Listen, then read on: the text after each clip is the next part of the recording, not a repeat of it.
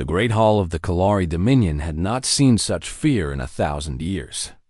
Ambassador Thielen stood before the council, his pale blue skin covered in dust and dried blood.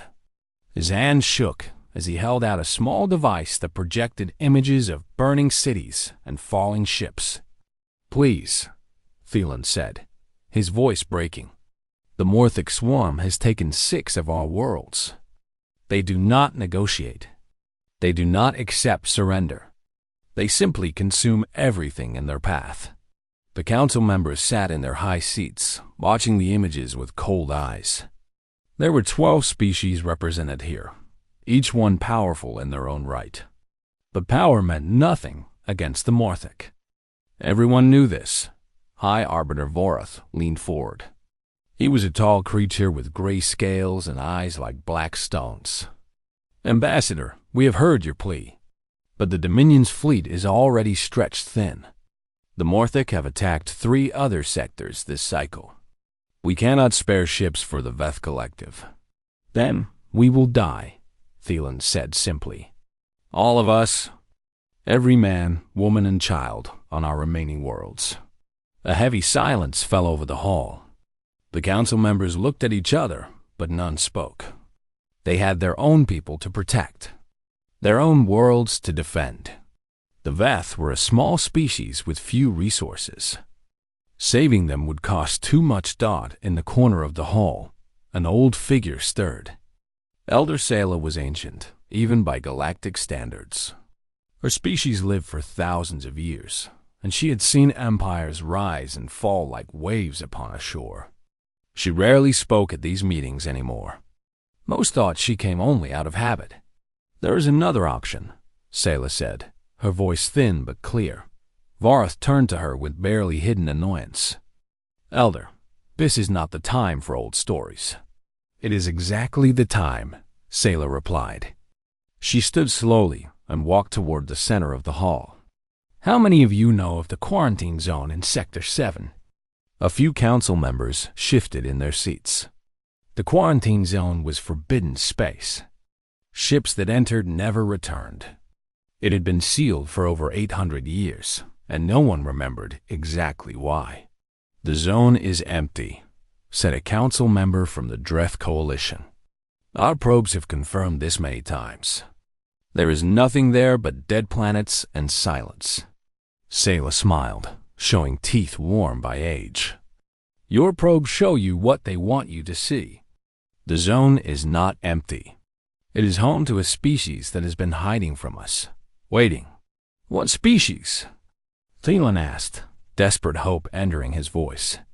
"They call themselves humans," Sayla said. "They come from a world called Earth, a death world by our standards. Their planet tried to kill them every day of their existence. Extreme temperatures, deadly predators, diseases that could wipe out entire populations. And yet they survived. They did more than survive. They thrived." Vorath made a sound of disgust. "This is mythology, Elder. Children's tales, is it?" Sayla asked. She touched a panel on her wrist, and new images appeared in the air. They were old recordings, grainy and damaged by time. They showed bipedal creatures with soft skin and determined eyes. They showed ships of strange design cutting through space. They showed battles where these creatures fought against impossible odds and won. 800 years ago, humans made first contact with the Velkath Empire," Sayla continued. "The Velkath tried to enslave them, as they did with all new species they encountered. The war lasted 12 years. At the end, the Velkath Empire no longer existed." The council chamber went completely silent. "That is impossible," Vorath said, but his voice had lost its certainty. "The Velkath were the greatest military power of their age, and humans ended them," Sayla said. "Not through superior technology. Their ships were primitive by Velkath standards. They won because they simply refused to lose. They fought when logic said to surrender. They sacrificed themselves so others could live. They found ways to win that no other species could imagine. She turned to face the full council.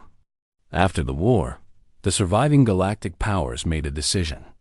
Humans were too dangerous, too unpredictable. So they created the quarantine zone. They told humans it was for their protection. They told everyone else that the zone was forbidden. And for 800 years, humans have been alone in that small corner of space. If this is true, Talon said slowly, why would they help us? We abandoned them. We locked them away like criminals. Because of who they are, Sayla said. The old records describe humans as many things. Violent, stubborn, reckless. But they also describe something else. Humans cannot ignore suffering. When they see the weak being hurt by the strong, something inside them breaks. They must act. They cannot help themselves. Vorath stood from his seat, his scales rippling with anger. Enough of this nonsense. We will not make policy based on ancient legends and fairy tales. The quarantine zone is forbidden for good reason.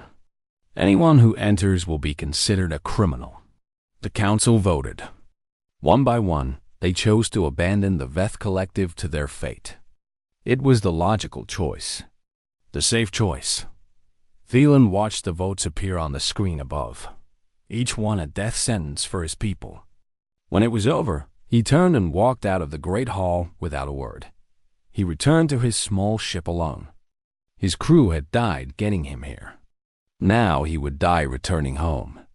It seemed fitting somehow Dodd, but as he prepared for the journey, Sayla's words echoed in his mind. Humans cannot ignore suffering. A death world species that refused to surrender. Beings of myth who had destroyed an empire. Dylan's hands moved across his controls. He changed his course, pointing his ship toward the Forbidden Zone. It was a fool's hope. Probably just an old woman's fantasy. But his people were dying. And hope was all he had left. The ship jumped into faster-than-light travel, carrying one desperate ambassador toward a species that most believed did not exist. Behind him, in the Great Hall, Elder Sayla watched his ship's signature disappear from the sensors.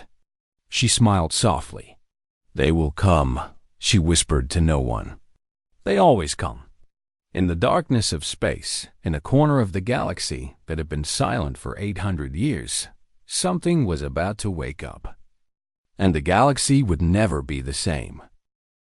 The USS Resolute had been on patrol for 3 months when the signal came. Commander Daniel Porter was drinking coffee in his ready room, reviewing crew reports that all said the same thing. Nothing to report. No contacts. No threats. Just empty space and distant stars. That was the reality of serving in the quarantine zone.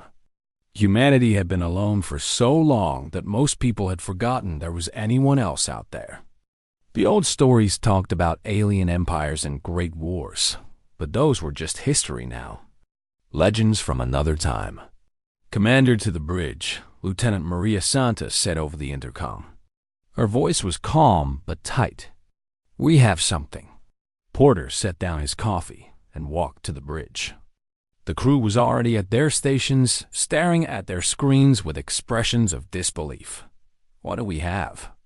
Porter asked. Santos pointed to the main display. "A ship, sir. Alien design.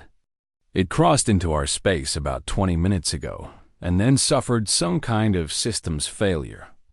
It's drifting now." Porter studied the image. The ship was small, barely bigger than one of their shuttles. Its design was unlike anything in their databases.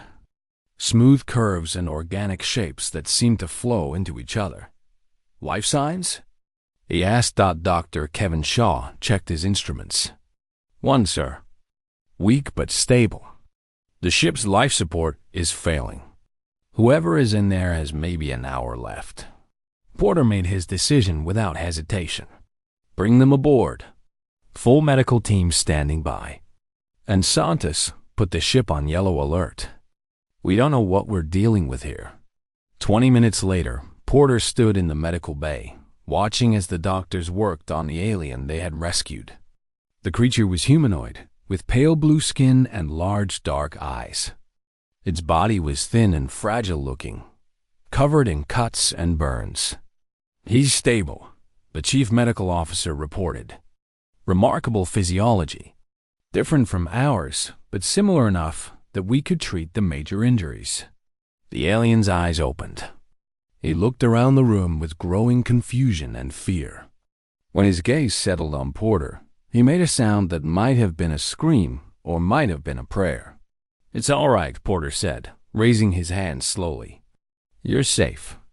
We're not going to hurt you." The alien spoke rapidly in a language none of them understood. Dr. Shaw moved closer with a translation device, a piece of technology they had developed centuries ago in hope of this exact moment. After a few adjustments, the device began to work. The alien's words became clear. "You are real," the alien whispered. "The humans. You are real." Porter felt something shift in his chest. After 800 years of isolation, humanity was finally meeting another species again. He had trained for this moment his entire career, but nothing could truly prepare him for it. "Yes," Porter said. "We are real. My name is Daniel Porter. What is yours?" "Thielen," the alien replied.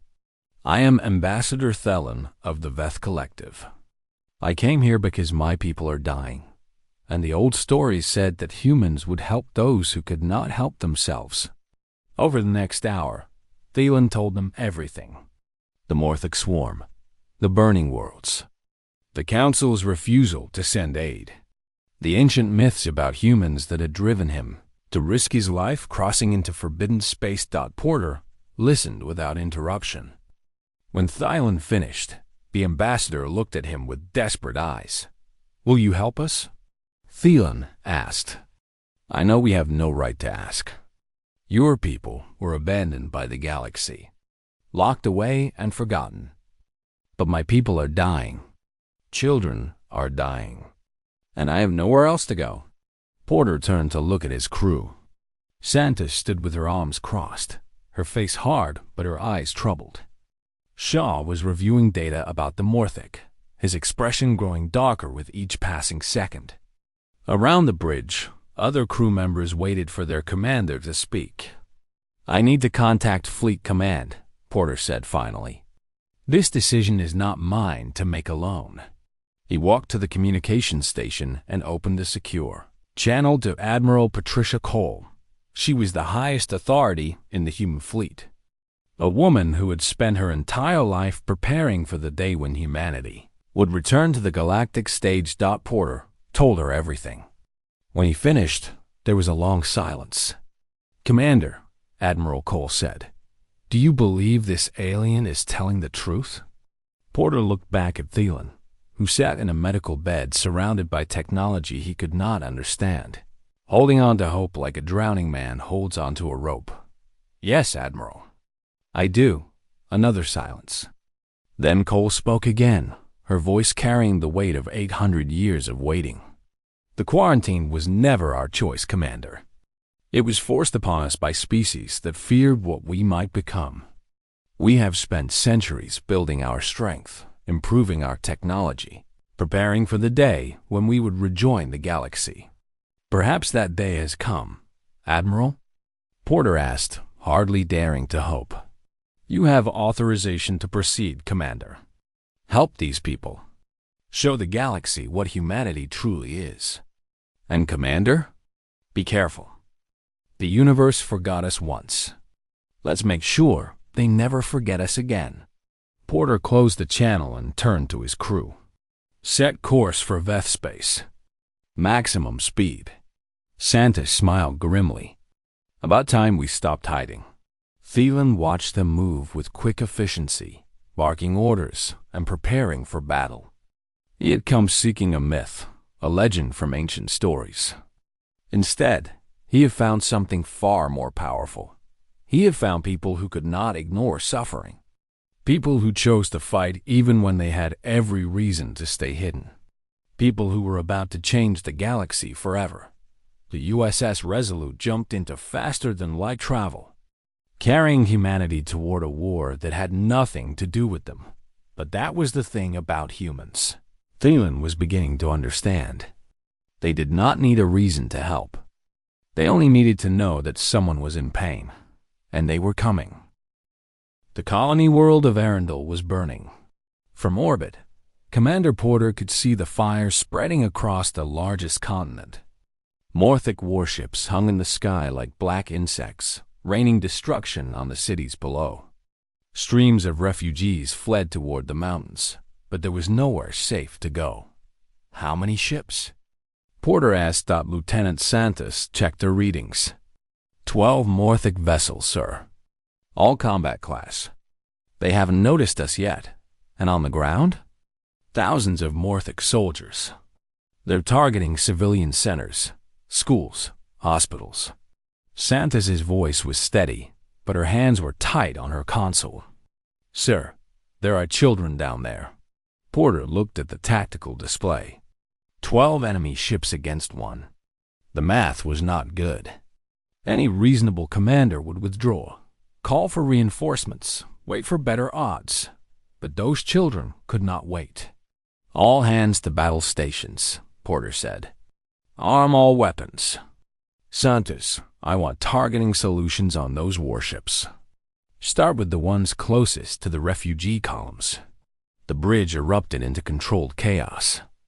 Crew members ran to their positions, systems powered up, and the Resolute transformed from a patrol ship into a weapon. Thalen stood in the corner, watching with wide eyes. Commander, there are 12 of them. You cannot possibly win this fight. Porter smiled without humor.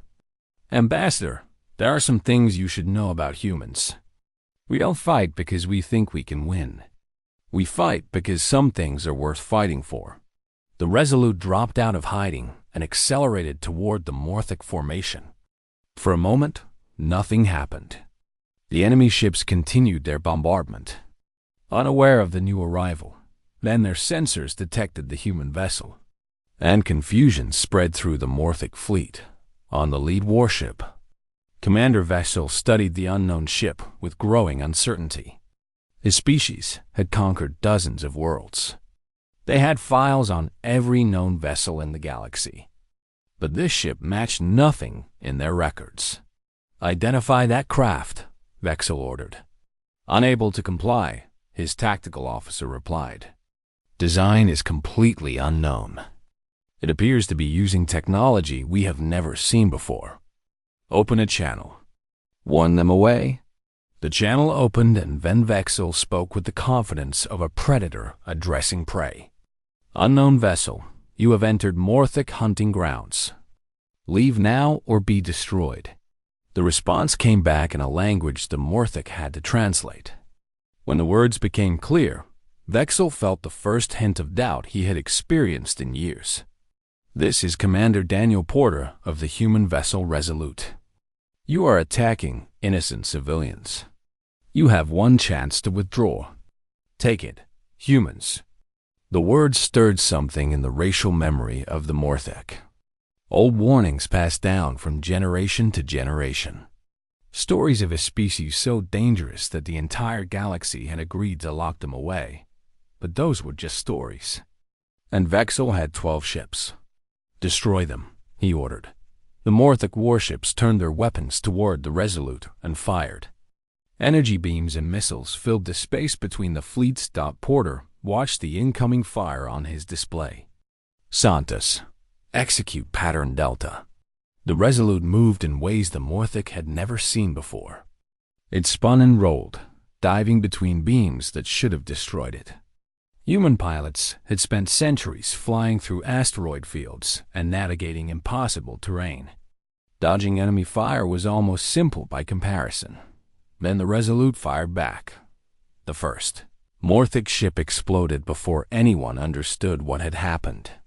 The second lost power and began to drift. The third took a direct hit to its weapons array and went dark. On the surface of Arendel, Veth refugees looked up at the sky in disbelief. Someone was fighting the Morthic. Someone was winning. Get those people out of here, Porter ordered. Santos, you have the bridge. I'm sending a ground team. Sergeant Lisa Grant was already waiting in the shuttle bay with her squad. They were Marines, trained for exactly this kind of mission. Rescue operations in hostile territory. Getting civilians out when everyone else said it was impossible. You know the mission, Grant told her team. Find the refugees. Protect them. Get them to safety. And if any Morthic get in your way, put them down. The shuttle dropped through the atmosphere like a falling star. Grant watched the burning landscape approach and felt something hard and cold settle in her chest. She had seen recordings of what the Morthic did to conquered populations. She had seen the mass graves and the slave pens. Not today. Not while she was breathing. The shuttle landed near a group of refugees who were pinned down by Morthic ground troops. Grant was the first one out, her weapon already firing. The other Marines followed, forming a protective line between the aliens and the civilians. The Veth had never seen humans before. They were smaller than expected, with soft skin and no natural weapons. But they moved like predators, fast and precise and utterly without fear.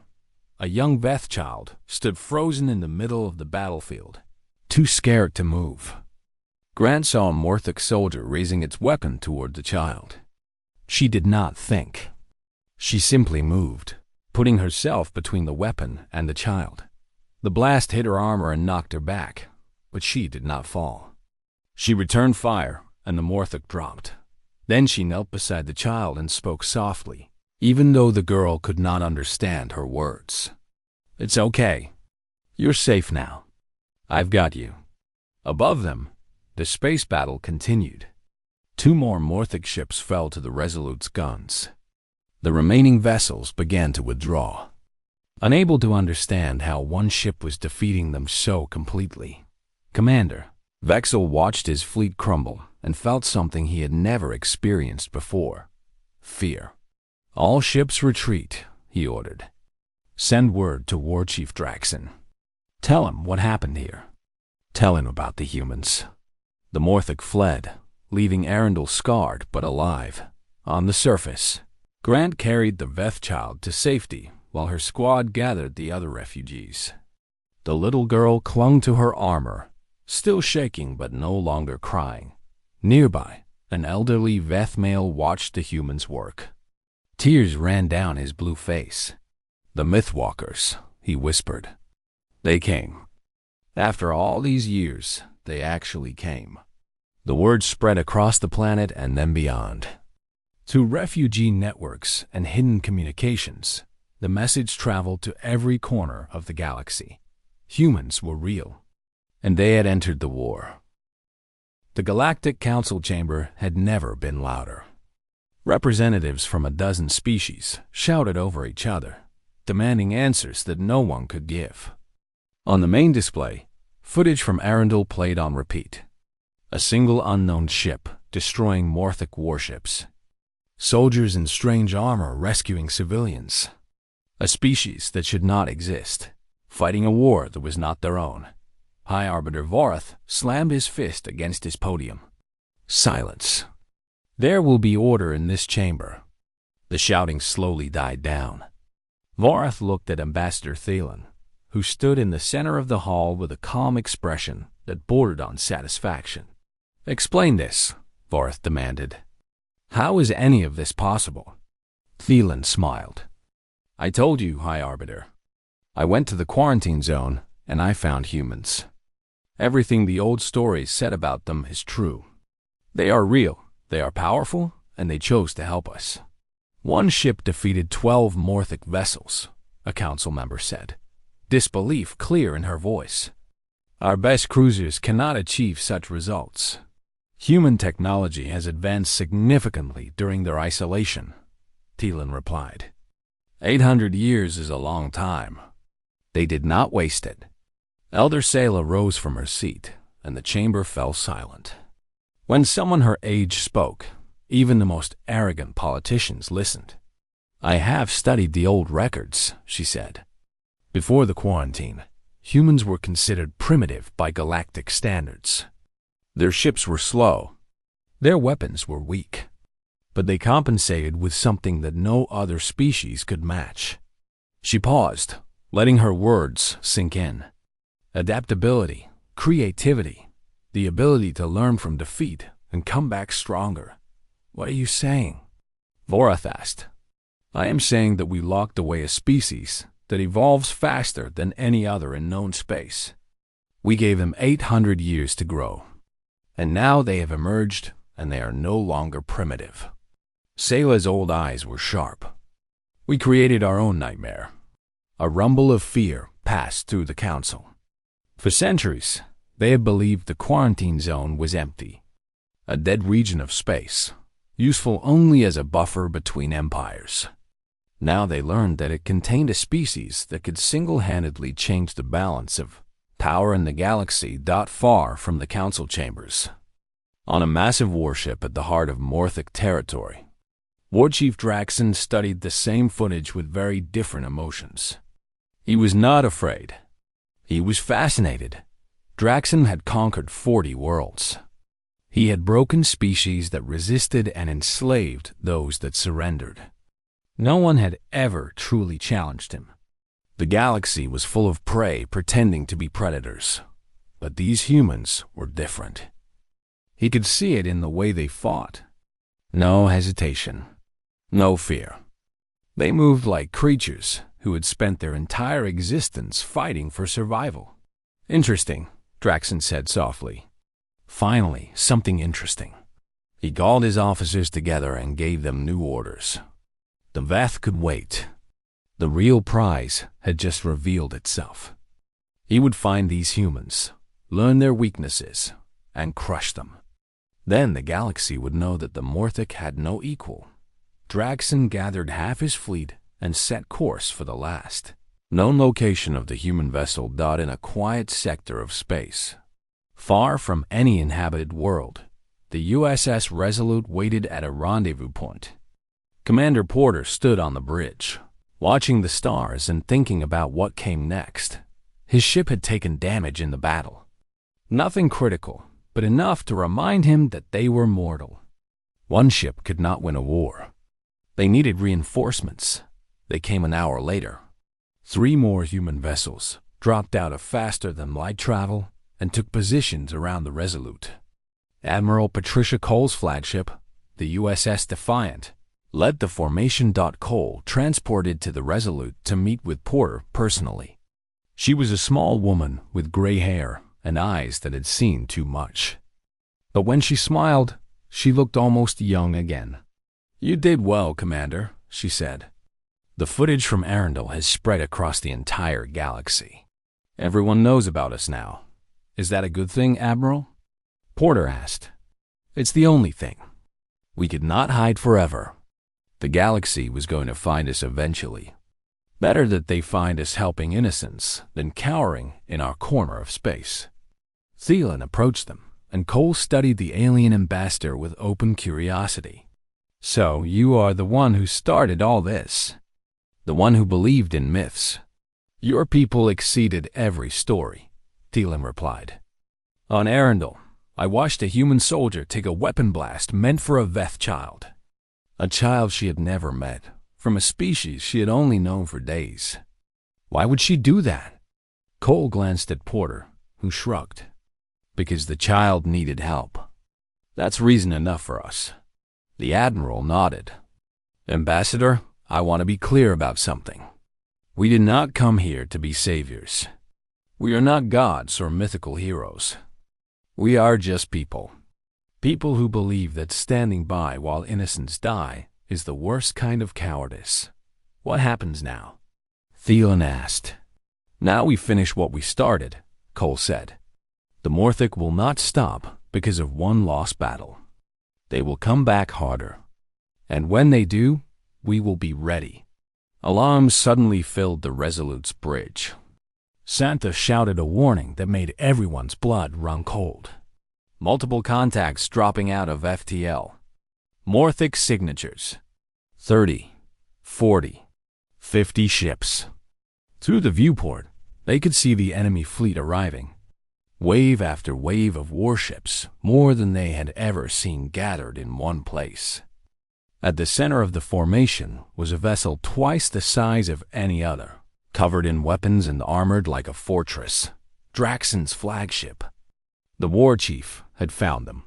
"All ships, battle formation," Cole ordered, her voice calm despite the overwhelming odds.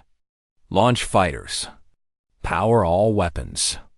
Porter looked at his crew. They were afraid. Anyone would be.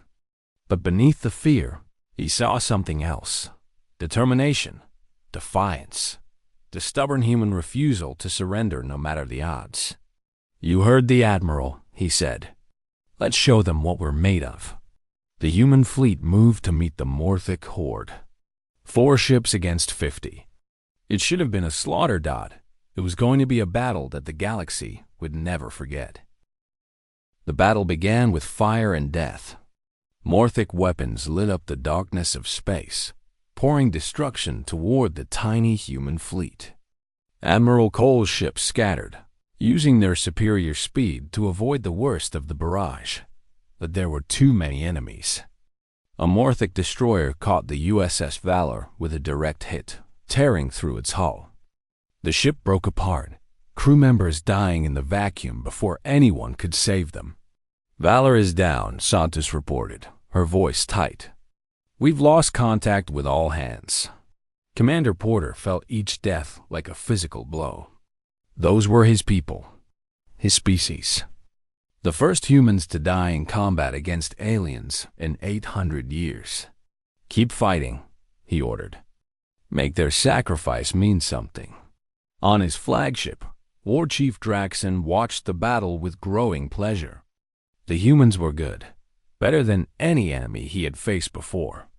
But they were outnumbered and outgunned. It was only a matter of time. "Concentrate fire on the largest vessel," he commanded. "Kill their leader, and the rest will fall." 20 Morthic ships turned their weapons toward Admiral Cole's flagship. The Defiant shuddered under the assault, its shields failing section by section. Cole gripped her command chair as explosions rocked the bridge. "All power to forward shields.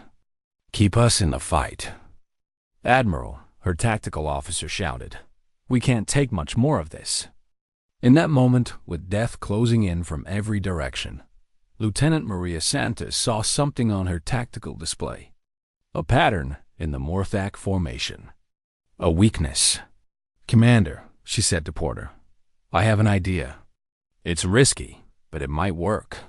Porter looked at her. Santos was young, but she had the best tactical mind he had ever seen. If she saw an opportunity, it was real. "Tell me." "Draxen's flagship is the key. The other ships are following its lead, coordinating through its command network. If we take it out, their whole formation will fall apart." "We can't get close enough to hit it," Porter said. "It's surrounded by escorts." Santos nodded. "That's the risky part. Someone needs to draw those escorts away. Act as bait while another ship makes a run at the flagship." Porter understood what she was suggesting.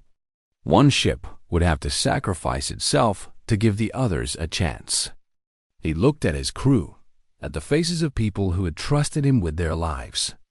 "The Resolute started this," he said quietly. "We'll finish it." He opened a channel to Admiral Cole. "Admiral, Lieutenant Santos has a plan. We're going to make a run at the center of their formation. When the escorts come for us, you hit Draxen's flagship with everything you have." Cole was silent for a moment. She knew what Porter was offering. His ship, his crew, his life. "Daniel," she said softly, using his first name for the first time in years. "Are you sure?" Porter looked at his bridge crew. Every single one of them nodded. "We're sure, Admiral. It's been an honor." He closed the channel and turned to Santos. "Take us in, Lieutenant." Full speed. The Resolute accelerated toward the heart of the Morthic fleet. Enemy ships turned to intercept, just as Santos had predicted. 20 escorts broke formation to chase down the lone, human vessel that dared to charge their lines. The Resolute twisted and spun, avoiding fire that should have destroyed it 10 times over. Santis flew like a woman possessed, finding paths through the chaos that seemed impossible. But the damage mounted. Decks decompressed. Crew members died at their stations. Shields are gone, Dr. Shaw reported. Hull breaches on decks 3 through 7. Keep going, Porter ordered. Draxen watched the suicidal charge with confusion. What were these humans doing? One ship could not threaten his flagship. They were throwing their lives away for nothing. Then he saw the other human ships changing course. With so many escorts chasing the Resolute, the path to his flagship was almost clear. No, Draxen whispered. Get those ships back in formation. Now. Too late. The Defiant and the remaining human vessel opened fire on Draxen's flagship with everything they had. Missiles and energy beams slammed into the massive ship, overwhelming its defenses. Draxen felt his command deck shake beneath him. Warning alarms screamed. His officers shouted about hull breaches and failing systems. Impossible, he said. They can't defeat me. I am the war chief. I am invincible. The next volley hit his reactor core. The flagship exploded in a ball of white fire that lit up the entire battlefield. Across the Morthic fleet, chaos erupted. Without Draxen's command network, the ships lost coordination. Captains who had never made independent decisions found themselves alone and confused. The human ships pressed their advantage. The Defiant, wounded but still fighting, cut through the disorganized enemy formation. Morthic vessels began to flee, their confidence shattered along with their flagship. On the Resolute, Porter watched the enemy retreat and allowed himself a moment of relief. His ship was barely holding together. They had lost over a third of their crew, but they were alive. Santis, he said, remind me to give you a medal when this is over. She laughed, exhausted but triumphant. I'll hold you to that, sir.